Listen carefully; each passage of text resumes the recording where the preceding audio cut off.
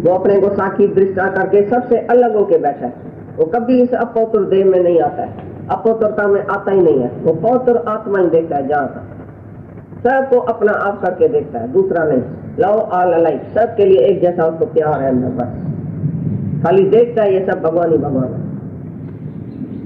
तो तुम ज्ञानी को कभी विषय में देखो भी, भाई वो खाता है, पीता है, घूमता है, फिरता है, पहनता है, लेकिन तो भी उसमें शंका नहीं रखना, क्योंकि वो अंदर में प्रसन्नचित्त है, अंदर में स्वच्छ है, पवित्र है, अंदर में अपनी आत्मा में रहता है और सर्व को आत्मा करके देखता है। दूसरे में नहीं फंसता है, दूसरे को प्यार नहीं करता है, दूसरे को नहीं खिलाता है, सब अपने आप से करता है। जो अपना आप देखता है उसके लिए नहीं पाप है, नहीं पुण्य है, नहीं विषय, नहीं विकार है, हमेशा पवित्रता में रहता है। अपवित्र ख्याल एक भी नहीं आता है सारे दिन में। हजारों के बीच में बैठता भी है तो भी अपवित्रता को टच नहीं कर सकती है, क्योंकि माया से वो ऊपर है, वो माया पति है। दुर्गुणमयी माया में वो गिरता नहीं है कभी, दुर्गुणातीत है, स्वाधीन अंतः करने वाला, सबको स्वाधीन करता है। मन सबका राज्य है, मन इंद्रियों का राज्य है, मन उसके वश में है, बुद्धि उसके वश में है, इंद्रियां उसके वश में है। जो भी जहाँ जहाँ वो जाता है वो अपनी वश में करके इंद्रियां और ऐसा विचरता है दुनिया में। उसकी इंद्रियां जो लूज नहीं हो जाती है, आउट नहीं हो जाती है। कोई भी उसको बोलता है स्टॉप तो स्टॉप, चलो तो चलो, बैठो तो बैठो, खाओ तो खाओ, घूमो तो घूमो, उसमें प्रसन्नता है। और तुम किसी इच्छा वाले को बोलो आज नहीं घूमते हैं, तुम इधर बैठ जाओ, हम घूमने जाते हैं, तो रोता है। किसको बोलो चलो तो रोता है, किसको बोलो बैठो तो रोता है। कोई ना कोई इच्छा जिसको है अंदर में वो रोता रहता है, अब प्रसन्न रहता है, प्रसन्न नहीं रहता है। और जिसको इच्छा नहीं है उसको घुमाओ फिराओ, बिठाओ, नहीं खिलाओ, खिलाओ, इज्जती करो, बेइज्जती करो, मोटर में चढ़ा के उतार के जाओ, हवाई जहाज में चढ़ा के भी उसको उतार के रखो, बोलेगा ठीक है, इधर भी मैं ठीक हूँ, जहाँ था मैं ठीक हूँ, ये खाओ या नहीं खाओ, कोई भी उसको तुम ऑफर नहीं करो, इज्जत करो या बेइज्जती करो, बोलेगा मैं ठीक हूँ, जहाँ भी हूँ मैं ठीक हूँ। हर बात में गुरु उसको नीचे ऊपर करके दिखाएगा, तो कहाँ इसकी इच्छा निकलती है। जहाँ तुम्हारे को इच्छा होगी तुम्हारे को जरूर क्रोध आएगा, तुम जलेगा, तुम सड़ेगा, तुम्हारी मूड ऑफ होगी, क्योंकि इच्छा है। और ज्ञानी सब विषयों को भोगते हुए विचरते हुए प्रसन्नचित्त रहता है। जो विषय विकार में फंसा हुआ आदमी कभी प्रसन्नचित्त रह सकता है? हमेशा दुखी रहेगा, चलायमान रहेगा, इंद्रियां उसकी जो है वो चलायमान रहेगी, मन उसका चलायमान रहेगा, विषय में भटकता रहेगा, उसकी बुद्धि मेधा शक्ति सारी चली जाएगी, अविवेक जागेगा, कामी और क्रोधी हो जाएगा। जिसको काम है वो जरूर क्रोध करेगा, जिसके अंदर काम नहीं है वो क्रोधी नहीं करेगा, वो प्रसन्नचित्त रहेगा, हमेशा हमेशा हंसता रहेगा, स्वच्छता को प्राप्त होगा, पवित्र जीवन है उसकी। ये ज्ञानी के लिए सारा अनुभव सुना है। ज्ञानी होने पर इसके संपूर्ण दुखों का अभाव हो जाता है और उस प्रसन्न चित्त वाले पुरुष की बुद्धि शीघ्र ही अच्छी प्रकार स्थिर हो जाती है।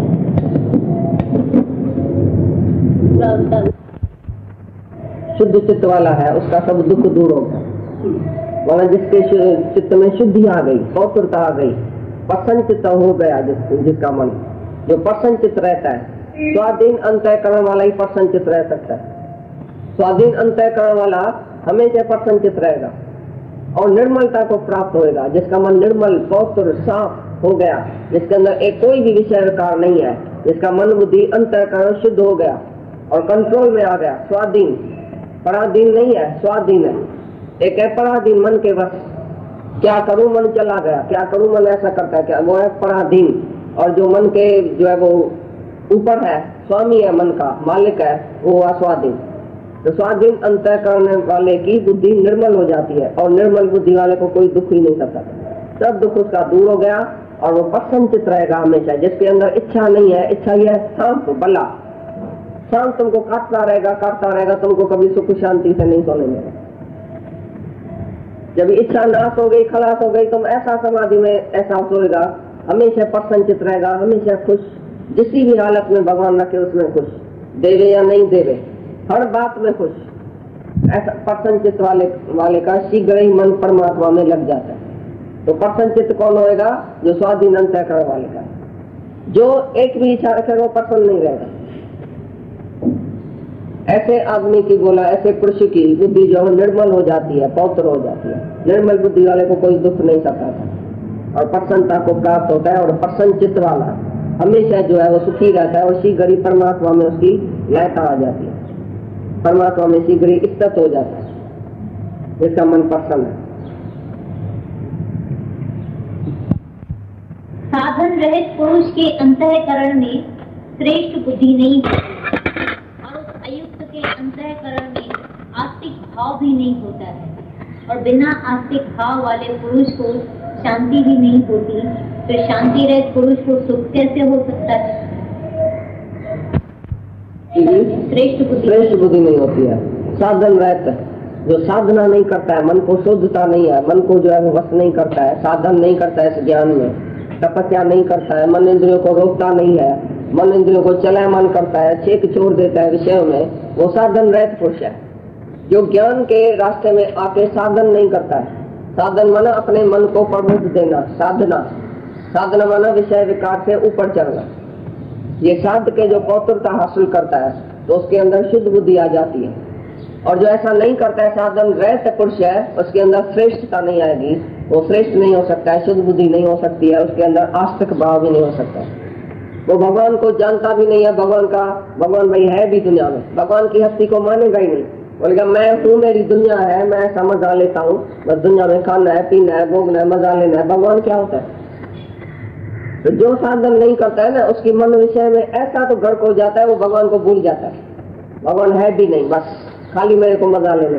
सुबह से रात तक कौन सा प्रोग्राम बनाए, किधर जाए, कौन सी सिनेमा में जाए, कौन सी साड़ी पहने, कौन सा सूट पहने, क्या खाए, क्या पिए, क्या घूमे, 24 घंटा उसका मन जो विषय काट लगा।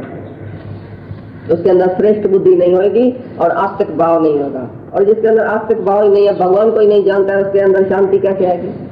और जिसके अंदर शांति नहीं है वो तो आदमी भी नहीं है, वो तो हैवान हो गया, सीधा गया नर्क में, आसुरी संप्रदाय का लक्षण हो गया, हैवान हो गया वो तो भगवान का जो होना पड़ा नहीं समझता है, भगवान है, भगवान को हाजिर नाजुर नहीं समझता है, भगवान का जिसको डर नहीं है अंदर में, वो ही मन जो है वो छेक छूट जाता है।